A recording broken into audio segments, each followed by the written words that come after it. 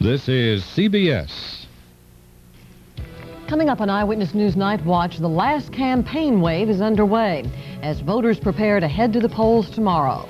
President Reagan vetoes a bill imposing economic sanctions on South Africa, and a military pilot could soon walk out of a hospital after a fiery crash. Eyewitness News Night Watch is next. Bunny Jumonville talks about her fight. When you hear that Louisiana is the #1 hotspot in the nation for cancer, it sounds dramatic. But for those of us that battle the disease, it's real. You ask yourself why, and all too often, the answer comes up: our environment. Last summer, J.E. walked with me in my fight. This summer, I'm walking with him so that he can fight our battle to help clean up our environment. Join the fight. Jumonville Senate. WWL-TV, Channel 4, New Orleans. Garland Robinette, Angela Hill, Jem Henderson, and meteorologist Dave Barnes. Louisiana's news leader, Channel 4's Eyewitness News Night Watch. Good evening. It's decision time again in Louisiana. Voters will head to the polls tomorrow, making decisions that will affect the city and state for years to come. The last big campaign push is on, with candidates pressing the flesh and trying to get their name noticed one last time. And others are pushing for and against city propositions and state constitutional amendments. Volunteers tonight called more than 1,800 residents, urging a vote for the $195 property service charge. Tomorrow, they'll find out if their work has paid off. The election will tell much about the future of the city. City leaders are hoping voters approve Proposition 1. That's the $195 property service charge. Backers say the measure would bring in more than $16 million in sorely needed revenue. A similar service charge was dropped in favor of higher sales taxes under the Morial administration. Tonight, George Ryan examines a new look to an old idea in a special report. As you know, the economy of our city is at its lowest level in many years. The Treasury's in trouble at City Hall again. This money will hopefully erase the current city deficit and provide the city with much-needed services. Historically, state and federal funds have plugged holes in what many consider to be an unrealistic New Orleans tax base. The plugs have disappeared. Morning, man. Increasingly, America's cities are on their own, ready or not. Campaigning for Proposition 1. Yes. Really need your help. Proposition 1, not to be confused with Amendment 1, which earmarks millions in oil money for education. Proposition 1 is a $195 fee on all parcels of property in the city, starting November 1st and continuing each year thereafter.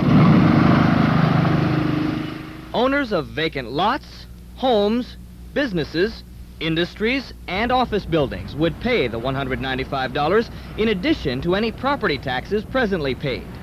The $195 figure assumes only one parcel of property is involved. But what if you own a home and a neighboring lot? Are you charged double? No, so long as the second lot does not hold a primary residence. And what about apartment complexes? One parcel of property equals one fee, authors say. More parcels containing primary residences would be more. And so the renters are going to pay for that charge. There's no question about that. If you make less than $12,500 a year, you would be exempt from the property service charge. There are no exemptions for senior citizens.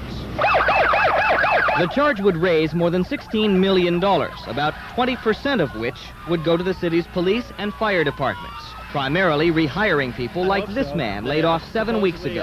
The CAO and the mayor promised that they would give us our jobs back if the proposition passed. On August 7th, the City Council passed this non-binding resolution on where some of the rest of the money might go. Priorities include the judicial system, tourism, and the New Orleans Health Department.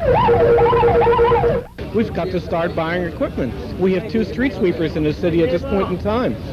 2 Thursdays ago, we had 2 ambulances on the street to cover the entire city because the rest of the equipment was down. Those are the kind of things we're going to have to start putting some dollars to. We cannot continue to operate government without replacing those essential services. But if the city lives up to its promise to repeal $6.5 million in nuisance taxes and settles a $6 million legal dispute with its firefighters, some doubt there will be much left. I'm sure there will be some people that will be taken back. But as far as being the good old days or whatever it is, that is not going to happen.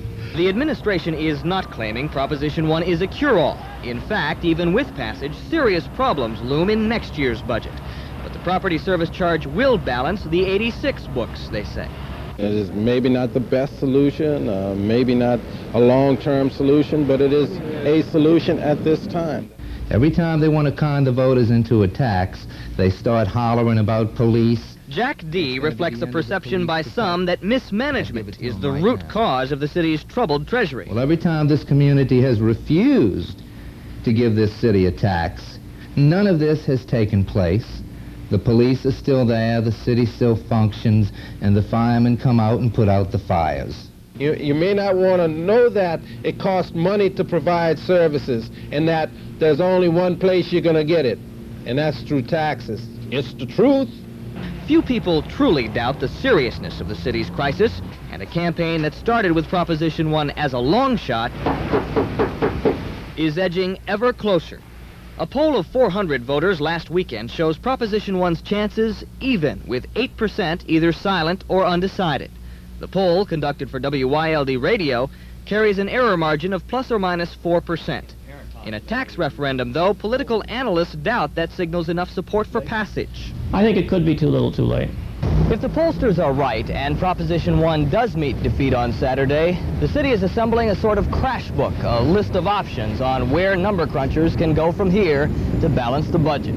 Additional cuts in supplies, services, and personnel would have to be made almost immediately. At least 200 additional city workers would be affected, the mayor says.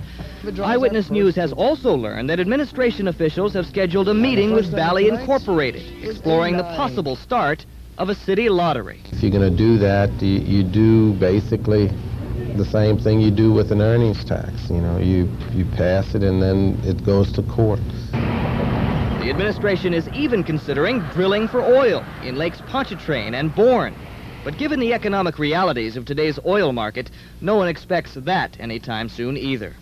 In short, one budget analyst sums things up this way.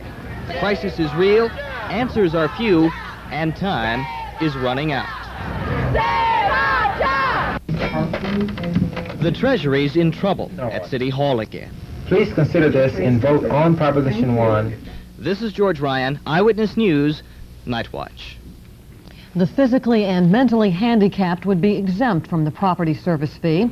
Also, property used for religious or educational purposes would be exempt. In addition to Proposition 1, voters will be asked to decide a number of other issues. The second proposition on the ballot is the 40 mil property tax increase. Money from this would go to New Orleans public schools. Homeowners not spared by the homestead exemption would see their property tax increase if Proposition 2 is passed. 7 constitutional amendments are also to be decided, among them Amendment 1, not to be confused with Proposition 1. This measure costs taxpayers nothing. It simply mandates that a part of an offshore oil royalty settlement is used to improve education in the state. Amendment 2 would set limits on the amount of property tax levy districts could propose. Amendment 4 would help the state's budget picture by allowing the legislature to raise license plate fees from $3 to as much as, but not more than, $25. Amendment 7 would, in essence, reduce the lame duck period of state officials not reelected to the same post. In the New Orleans area, voters will also choose a U.S. representative. Lindy Boggs is running for re-election against 2 other candidates. Voters in New Orleans will also see 2 school board members, 2 judges, and a city court clerk. Harahan residents will elect a mayor and a police chief, while Plaquemines voters elect a parish president, council members, and school board members. Also to be elected is a U.S. senator. The eyes of the nation will be on Louisiana as voters decide who will replace Democratic Senator Russell Long. A Republican is making quite a stab at it, knowing his party's control of the Senate could be on the line. Winning this race will not come cheaply. Millions have already been spent, millions more if a runoff is needed. John Snell reports tonight on the role money has played. George Bush in Shreveport the other day rallying the troops. The gathering nets Henson Moore's campaign a cool $45,000. Ladies and gentlemen, the next senator from Louisiana, Henson Moore. Moore was ahead in this race from the very beginning, the first to announce, the first on television, in a business in which name recognition is everything. I worked on a rig like this as a kid. In many respects, this is the Senate race that got no respect. Important nationally, but overshadowed by other events at home. Only in the final days did Louisiana seem to pay attention. There were very few forums, no major debate. So perhaps more so than most, this was the campaign of the 30-second commercial, and Henson Moore had a lot more of those. It's morning in Louisiana. It is midnight in Louisiana, my friend. The opposition could mock Moore's theme, but they couldn't match his firepower. It's the arrogance of money that's going to cause them problems. They think that it's an auction instead of an election. The big chunk of our money is coming from small contributions. Average people across Louisiana who've responded to my candidacy by handing me a $1 bill or a $5 bill. Whatever the denomination, it adds up to big dollars. According to the latest campaign report, Moore has spent $3.4 million. Breaux, $1.3 million. Sammy Nunes a comparative shoestring budget of $340,000. And J.E. Jumonville, $220,000. Unaccustomed to being outspent, Louisiana Democrats look for an issue. I mean, this United States Senate seat belongs to the people of Louisiana. It doesn't belong to the party that can raise the most money.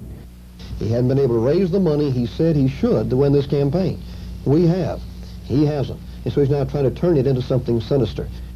No one has ever accused Louisiana political campaigns of skimping on expenses. In the past, the money has flowed freely. With the economy down, contributions are harder to come by. There is a ready supply of cash, though, from out of state, from the hundreds of political action committees, or PACs, that special interests form. The PAC money pours in from Pennsylvania mining interests, from California defense contractors. They're in effect trying to get themselves a vote, I guess. I don't mean to disperse on the candidates, but they're trying to buy some influence in this state. The chief beneficiaries of the PACs, Henson Moore and John Breaux. Money gravitates to the front runners, and besides the congressmen already have a record in Washington, the others do not. It's convenient to criticize PAC money when you're not on the receiving end. Why should someone in California send money to elect a Louisiana senator if, in fact, the man is going to represent Louisiana? They care in this race because they want to see the United States Senate stay conservative and pro-free enterprise. That's why they're backing me in this race. Moore believes Louisiana could learn a lesson or two from federal limits on campaign donations. In 1983, Edwin Edwards spent nearly $20 million reclaiming the governor's mansion. Secretary of State Jim Brown, who may run himself next year, advocates strict limits on out-of-state contributions. My own view, I think Louisiana money should elect a Louisiana senator or a Louisiana congressman. For whatever reason, the Republicans have been better at raising money in this race. Money alone won't buy you an election, but it does put you an awful lot closer to the winner's circle. John Snell, Eyewitness News, Night Watch. Statewide, voter turnout is estimated at between 50 and 55%. In the city of New Orleans, the interest generated by 2 revenue proposals should increase the voter turnout by 20% above the statewide levels. Our special coverage of tomorrow's election will begin when the polls close. Updates will be superimposed over primetime programs, with a complete wrap-up of results at 10 o'clock with anchors Judy Storch and John Snell. Still ahead on Eyewitness News Night Watch, a presidential veto is expected to spark a Capitol Hill battle royal. That and an exclusive chat with a public figure waging a private battle against cancer.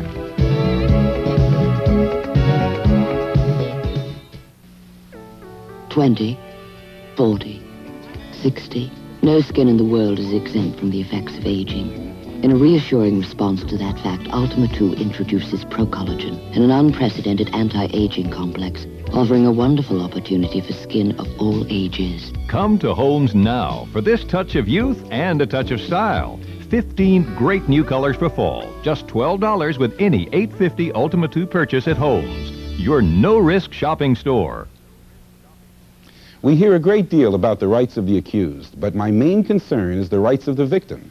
In my courtroom, in my appeals to the legislature and to Congress, my ongoing effort is to protect the victim of violent crime, of drug abuse, drug infiltration.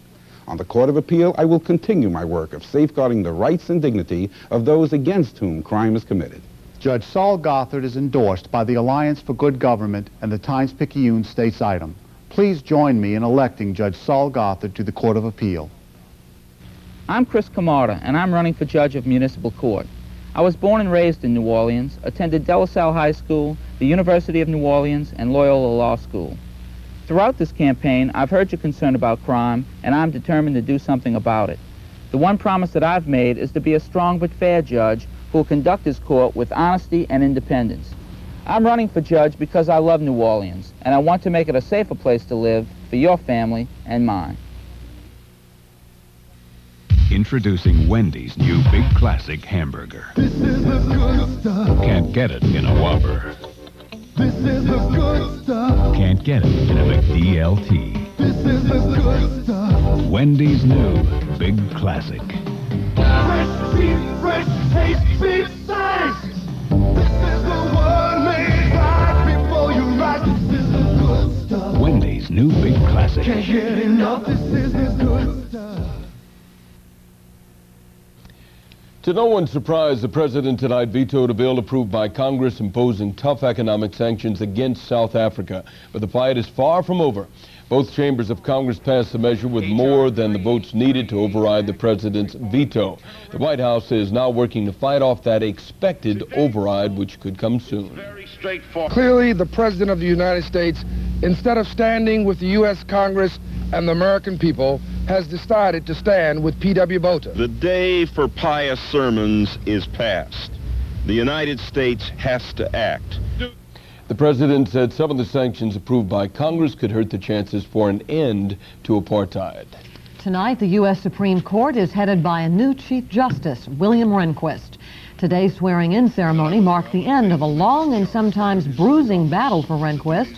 He received the most no votes ever for a successful Supreme Court candidate. He'll replace retiring Justice Warren Burger. After Rehnquist was sworn in, he then administered the oath of office to the 103rd man to sit on the High Court, Antonin Scalia. A practice mission turned into a real-life drama today for a Bell Chase Reserve pilot. Major Bruce Casper's jet crashed into the trees near the Naval Air Station. He managed to push the ejection button seconds before the aircraft went down. And he wasn't gaining any altitude or any airspeed. He fired up, the plane hit. I couldn't have hit cartwheel, but the explosion was elongated across the field into the trees. Casper is listed in good condition at a Bell Chase hospital. Air Force officials say it'll be about 2 weeks before they know what caused the jet to crash. A generous gift, surgery, and a deadly disease may have been stopped in its tracks. A Moreau man has a chance at normal lifespan following a bone marrow transplant. The operation